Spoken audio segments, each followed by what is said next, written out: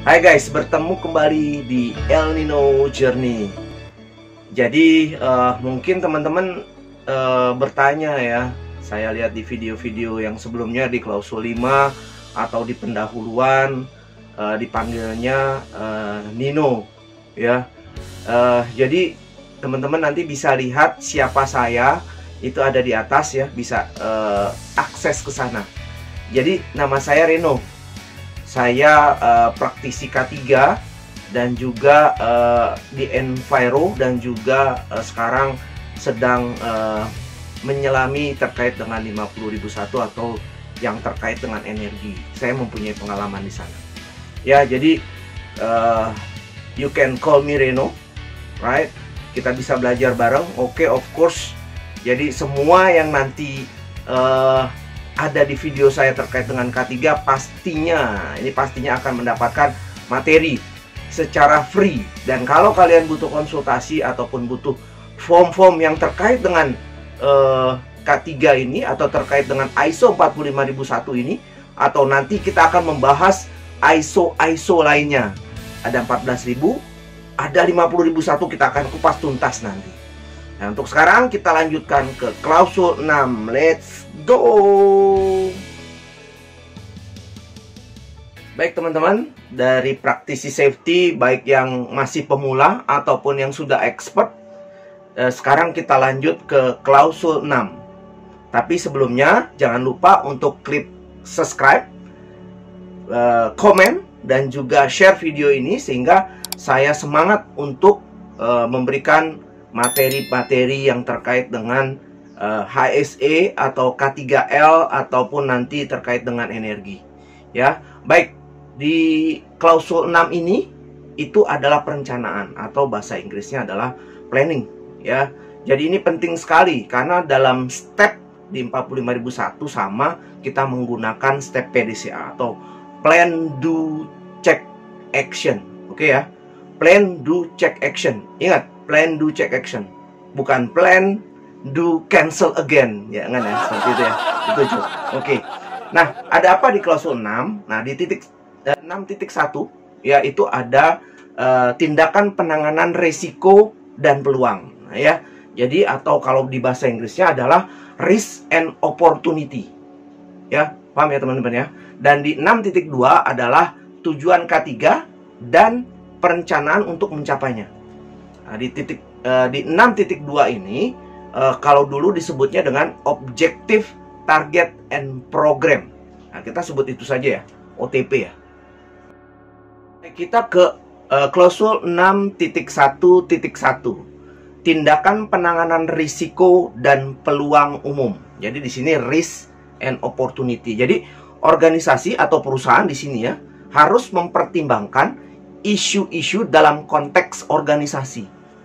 Nah, kalau di sebelumnya kita melaksanakan isu internal dan isu eksternal, nah nanti kalian bubuhkan ya di 4.1 tersebut, tambahkan risk and opportunity ini. Jadi lalu persyaratan pihak yang berkepentingan, nah itu bisa dalam satu form, bisa dalam satu isian ya. Bisa di Excel ataupun bisa di PowerPoint. Masukkan. Yang pertama isu internal, isu eksternal, ya kan? Nah, datangnya dari mana? Dari yang di 4.1 ya, kalian bisa lihat di sana. Lalu juga berhubungan dengan 4.2, pihak-pihak yang berkepentingan atau interest party. Masuk ke dalam situ juga. Ya. Nanti bagaimana penerapannya bisa saya berikan formnya. Ya, mudah, kalian tinggal mengadjust sesuai dengan perusahaan kalian masing-masing. Lalu ruang lingkup sistem manajemen K3 ya, sama ya, ruang lingkupnya atau frameworknya dalam menentukan risiko dan peluang. Jadi seperti itu. Dan itu applicable ya buat evidence sebagai penerapan di 6.1 ya. Nah, di sana menjamin sistem manajemen K3 mencapai hasil yang diharapkan. Itu yang paling penting. Lalu mencegah atau mengurangi dampak yang tidak diinginkan, serta mencapai perbaikan secara berkesinambungan atau continuous improvement ya. Kita akan bahas nanti terus ya. Nanti kalau formnya gampang saya akan berikan, materinya saya akan berikan. Tapi jangan lupa komentar, lalu klik subscribe buat kalian yang belum subscribe, ya. Lalu juga share kalau menurut kalian ini bermanfaat, sehingga nanti saya akan bersemangat untuk membuat konten-konten safety lainnya. Nah, selanjutnya saat menentukan risiko dan peluang itu harus mempertimbangkan apa? Bahaya. Nah, ini nanti berhubungan dengan klausul 6.1.2 dan .1. Jadi 6121 atau yang kita biasa sebut HIRA-DC. Kita udah belajar ini ya. Bisa lihat di video saya sebelumnya terkait dengan HIRA-DC. Ya, ini berhubungan dengan peluang dan risiko. Nah, nanti bahaya di klausul 6.1.2.1 ini adalah HIRA-DC, Hazard Identification and Risk Assessment. Lalu juga resiko K3 dan resiko lainnya. Jadi kalau di dalam yang form terbaru ada resiko K3 dan other risk. Bagaimana nanti cara pembuatannya? Saya akan kupas lagi ya. Kita akan perbarui HIRA kita. Oke? Lalu peluang K3 dan peluang lainnya terkait dengan K3. Ini ada di klausul 6.1.2.3. Dan yang terakhir tentang legal compliance atau persyaratan hukum dan persyaratan lainnya di klausul 6.1.3 terkait dengan legal compliance. Ini yang harus kita pertimbangkan. Lalu selanjutnya, dalam proses perencanaan organisasi harus menentukan dan menilai risiko dan peluang yang relevan dengan apa yang relevan dengan risk and opportunity ini atau peluang dan risiko ini. Hasil yang diharapkan dari sistem manajemen. Lalu perubahan. Nah, jika ada perubahan-perubahan, ya, ini harus dimasukkan ke dalam planning, ya, di dalam framework tersebut, ya. Dalam hal perubahan yang direncanakan, ya, jadi ada planningnya, misalkan ada mesin baru, ya, atau ada perubahan proses, perubahan layout, ya, atau perubahan yang sifatnya permanen ataupun sementara, itu pun harus dimasukkan, tetap harus dimasukkan ke dalam klausul 6 ini, ya. Nah, organisasi harus menyimpan informasi terdokumentasi tentang, ini ya yang paling terpenting. Jadi ada informasi yang terdokumentasi, harap digaris bawahi, terdokumentasi, ya. Jadi itu bentuknya ada risk dan opportunity ini, ya, atau resiko dan peluang ini. Kita kembali lagi. Jadi organisasi atau perusahaan, ya. Jadi kalau sebutannya organisasi berarti ini refer ke perusahaan, kalau perusahaan, ya. Organisasi harus menyimpan informasi yang terdokumentasi tentang. Nah, jika terdokumentasi berarti bentuknya harus ada nih, terdokumentasi, ya. Nanti formnya akan saya berikan. Itu menjadi satu dengan isu internal dan isu eksternal. Itu bisa applicable untuk yang minimum way, ya. Jadi harus ada risiko dan peluang, risk and opportunity, proses dan tindakan yang diperlukan untuk menentukan dan mengatasi risiko dan peluang. 6.1.2 sampai 6.1.4. Jadi tidak hanya dibuat risk and opportunity-nya, tapi juga apakah ini sudah dikendalikan atau belum. Apanya? Misalkan resikonya sudah dikendalikan atau belum. Jika sudah dikendalikan dan jika belum, harus membuat rencana perbaikan atau framework. Nah, nanti dari situ kalian tentukan probabilitasnya dan juga konsekuensinya. Sama ya, tetap seperti HIRA-DC. Jadi formnya bisa ini satu, risk and opportunity. Kita koneksikan dengan isu internal dan eksternal, di mana itu bisa menjadi peluang dan resikonya, dan juga bisa menjadi resiko K3-nya ada di situ. Jadi satu dalam menjadi satu form, ya, seperti itu. Jadi kalian bisa melakukan seperti ini ya. Ini bisa menjadi contoh kalian. Nah, selanjutnya di 6.1.2.1. Nah, identifikasi bahaya. Jadi kalau ini saya rasa kalian bisa merefer langsung ke HIRA-DC, ya, yang di video yang sudah saya buat itu lengkap. Kalian bisa lihat di HIRA-DC, video HIRA-DC tersebut. Itu bisa dilakukan, ya. Itu bisa disatukan dengan peluang dan risiko, bisa juga dipisah, tapi lebih baiknya dipisah. Ada form HIRA-DC, ada form risiko dan peluang, ya. Kalian bisa isi di sana. Nah, risiko dan peluang ini bisa dijadikan satu dengan isu internal dan eksternal. Saya akan berikan formnya. Nah, baik, selanjutnya di 6.1.3, penentuan persyaratan hukum dan persyaratan lainnya. Jadi kalau di sini organisasi harus menetapkan menerapkan dan memelihara proses untuk menentukan dan mengakses persyaratan hukum terkini, ya, legal compliance, peraturan persyaratan pemerintah, dan harus terupdate. Nah, ini penting. Jadi kalian harus bisa mengidentifikasi peraturan pemerintah dan persyaratan lainnya yang masih valid. Ya, jangan sampai peraturan tersebut sudah obsolete dan akhirnya nanti bisa jadi finding. Itu harus kita hindari. Ya, bagaimana caranya? Ada formnya. Nanti kita akan bahas sih sebenarnya legal compliance ini. Nanti ya, legal compliance kita bahas ini secara global saja. Nanti nextnya akan kita bahas satu persatu ya. Terus menentukan bagaimana persyaratan hukum dan persyaratan lainnya berlaku untuk organisasi, jadi yang applicable. Terus mempertimbangkan persyaratan hukum dan persyaratan lainnya saat menetapkan, menerapkan, memelihara, dan secara berkesinambungan memperbaiki sistem manajemen K3. Ya, nanti ini legal compliance. Jadi ini contoh-contohnya persyaratan hukum. Secara detail kita akan bahas di video terkait dengan peraturan pemerintah dan persyaratan lainnya.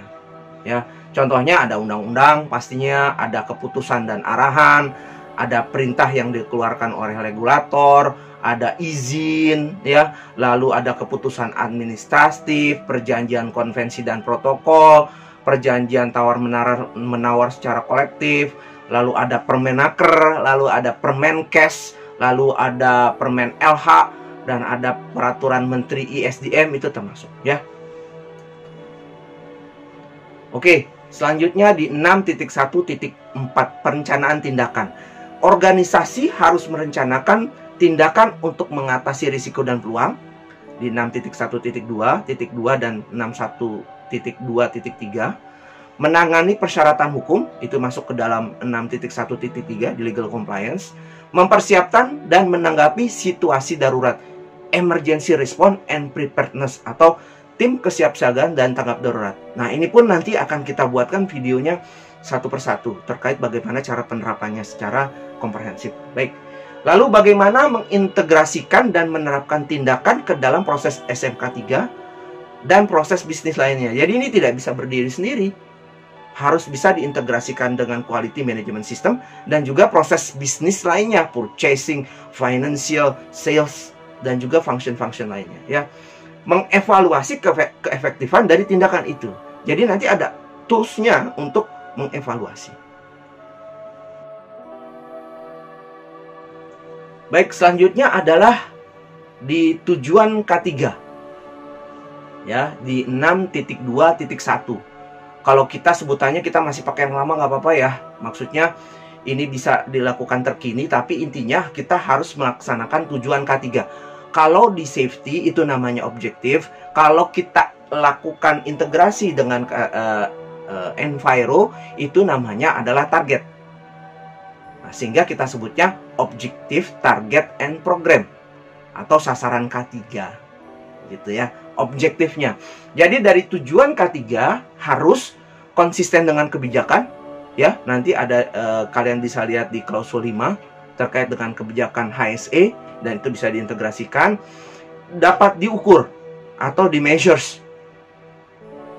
Lalu mempertimbangkan persyaratan yang berlaku.